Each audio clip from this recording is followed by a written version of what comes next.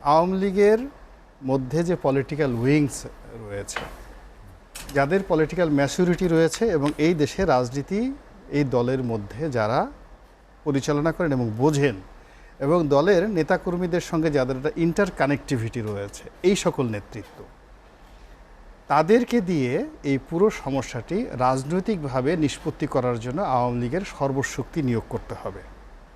আওয়ামী লীগ যদি এই ভাড়া করা মন্ত্রী, ভাড়া করা এমপি, যাদের চোখ মুখ দিয়ে আগুন বের হচ্ছে এখন, যাদের মুখের কোনো লাগাম নেই, চোখ দেখে মনে হয় রাগ হয়, গোস্বা হয়, এই যে কিছু লোক কথাবার্তা বলছে যারা এই মুহূর্তে আওয়ামী লীগকে রিপ্রেজেন্ট করে সামনে এসে কথা বলছে, এদেরকে সাধারণ মানুষ দেখলে তো তাদের খুবই বিরক্ত লাগছে। এমনকি আওয়ামী লীগের যারা লোকজন আছে তারাও কিন্তু খুব মেজাজ গরম হয়ে যাচ্ছে, because they are not political, এবং তাদের সঙ্গে আওয়ামী লীগের যে পলিটিক্যাল বন্ডেজ নাই বললেই চলে।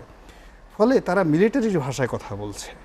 এই লোকগুলোকে দ্বিতীয়ত নিবৃত করতে হবে, এবং পলিটিক্যাল যারা নেতৃত্বের যোগ্যতা সম্পন্ন লোক আছে দলের মধ্যে তাদেরকে সামনের সারিতে নিয়ে আসতে হবে।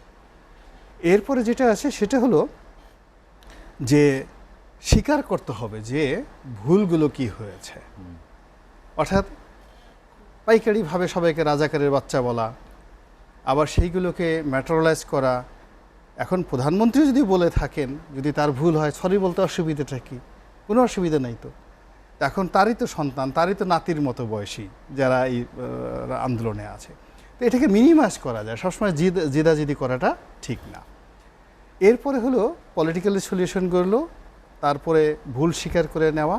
আর উনি যেটি বললেন মাননীয় সাবেক সংসদ সদস্য, যে যারা সত্যিকার অর্থে ক্ষতিগ্রস্ত হয়েছে তাদেরকে ক্ষতিপূরণ দিতে হবে। আপনি যদি ক্ষতিপূরণ দিতে না পারেন, সহানুভূতি জানাতে হবে, সহানুভূতিশীল হতে হবে। সহানুভূতিশীল হতে হবে। এখন একজনের চোখে স্প্লিন্টার লেগেছে, চোখ ক্ষতিগ্রস্ত হয়েছে, কেউ মারা গিয়েছে, এখানে প্রত্যেকটা জায়গাতে করতে হবে। এবং সবার শেষে হলো জাস্টিস, ন্যায় বিচার।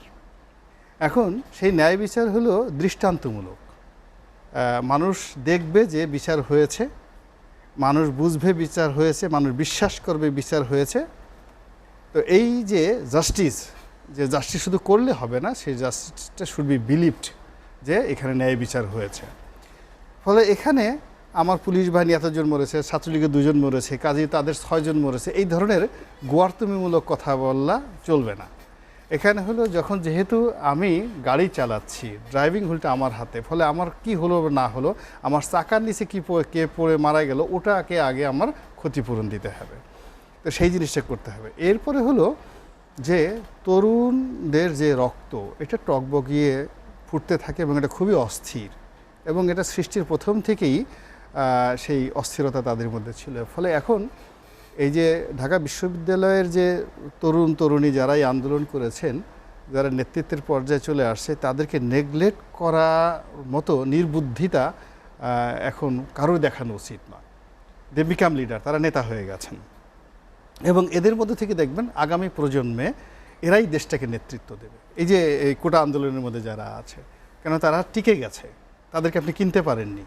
আগের কোটা আন্দোলনের অনেককে আপনি হয়তো কিনতে পেরেছেন, তাদেরকে ব্যবহার করতে পেরেছেন, কিন্তু এইবারের কোটা আন্দোলনের মধ্যে অন্তত পক্ষে 1000, আমরা হয়তো টেলিভিশনে 20-25 জনকে চিনি, কিন্তু এর বাইরে সারা বাংলাদেশে 1000 নেতা তৈরি হয়ে গেছে এই আন্দোলনকে কেন্দ্র করে, যাদেরকে কোনো অবস্থাতে ইগনোর করাটা সম্ভব নয়, ঠিক হবে না, এবং এটা একটা ভয়াবহ বিপদ এবং বিপত্তি ডেকে নিয়ে আসবে।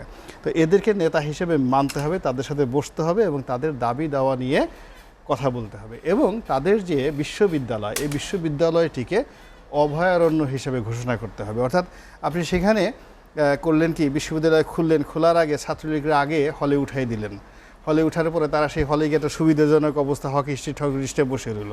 এরপর সাধারণ ছাত্রদেরকে সেখানে বললেন, আর গিয়ে সুন্দর মতো মুরগি যেইভাবে কাছে করে ওইভাবে হলে ঢুকানোর আগে সবাইকে আবার রাস্তা মতো ছেঁকা দিয়ে ঢুকানো হলো, ঠিক সেই আদিম কায়দায়। এইভাবে হবে না। মূল ব্যাপার হলো এখানে ছাত্রলীগের সঙ্গে সাধারণ ছাত্রছাত্রীদের সঙ্গে যে বৈরিতা সম্পর্কটা হয়েছে সেটা দুই কমিয়ে আনতে নেতাদের হবে। সঙ্গে বসে এদের সঙ্গে কোলাকুলি করাই দিতে হবে, বন্ধুত্ব করাই দিতে হবে। এবং ওই যে মাস্তানি আমাদের সময় আমরা যখন নতুন বাংলা এরশাদের সময়টাতে আমি দেখেছি, আমি এপ্রো রহমান হলের ছাত্র, এই যে সাদ্দাম যেটা ওটা আমার ডিপার্টমেন্টের ছোট ভাই ছাত্রলীগের, এবং আমি দেখলাম যে আমি এপ্রো রহমান হলের ছাত্র ছিলাম, সাদ্দামও এপ্রো রহমান হলের ছাত্র, রুমটা যেভাবে পুড়িয়েছে। তো তখন আমার মনে পড়লো যে এই ঢাকা বিশ্ববিদ্যালয় এরশাদ সাহেবের যে নতুন বাংলা ছাত্র সমাজ, তাদের অত্যাচারে, ছাত্রলীগের কি আর অত্যাচার, এর বাবার চেয়ে বেশি অত্যাচার করছে নতুন বাংলা ছাত্র সমাজ। ক্রোধটা এমন ছিল, পুরো এপ্রো রহমান হলটা পুড়িয়ে ছারখার করে দিল সাধারণ ছাত্ররা। এবং সেই ঘটনার পর এরশাদ সাহেব কিন্তু একটা চমৎকার মানে মানে সিদ্ধান্ত নিয়েছিলেন, তিনি তার ছাত্র উইংসটাকে পুরো ব্যান্ড করে দিয়েছিলেন এবং যে না, আমার ছাত্র এই উইংস দরকার নাই। ওইটা মানে ইউনিভার্সিটির এপ্রো রহমান হল পুড়িয়ে দেওয়ার পরে তার একটা আত্মউপলব্ধি হয়েছিল যে ইটস এ মিস্টেক, আমার এটা ভুল হয়েছে, এই ছাত্র সংগঠন আমার জন্য লায়াবিলিটিস।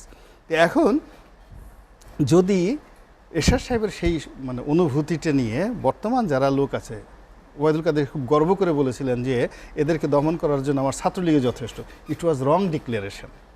এই কথাটা মারাত্মক ভুল ছিল, এটা উস্কানি ছিল, এটা মিলিটেন্সি ছিল। সেই জায়গা থেকে বের হয়ে এখন ছাত্রলীগের যে ভাইরা বা বোনেরা ক্ষতিগ্রস্ত হয়েছেন, আপনি দেখেন অনেক এই যে ছাত্রলীগের বোনদেরকে আমি এই যে ভিডিওতে দেখেছি, তাদেরকে মারাত্মকভাবে অপমান করা বেঁধে হয়েছে। রাখছে। মানে আমি বলতে চাই না, এত অপমান করা হয়েছে। দেখেন এই মেয়েটা বিয়ে হবে, মা হবে, দাদি হবে, কিন্তু ও কখনো এই জিনিসটা ভুলতে পারবে না। আচ্ছা, ও কি আর হলে ঢুকতে পারবে বলেন তো? ঘটনা ওর এড়াচ্ছে না।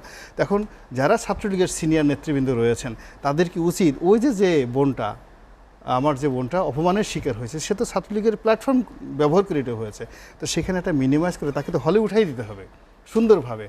তো এই জিনিসগুলো না করে যদি তাকে আবার তার হাতে অস্ত্র দিয়ে তাকে আবার সেই মাস্তানি করার জন্য পাঠানো হয়, আবার এরকম ঘটনা ঘটে, কর্তৃপক্ষের ঘটনা হয়, ফলে এই রক্তারক্তি আর হবে না।